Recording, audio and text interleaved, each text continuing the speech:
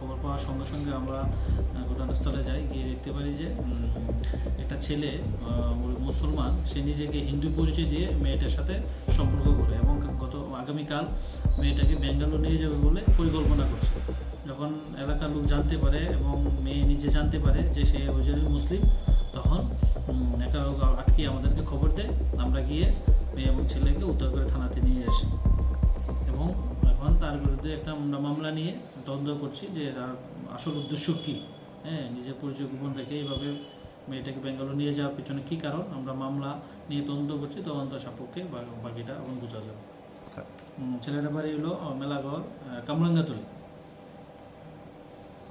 আকাশ মিয়া।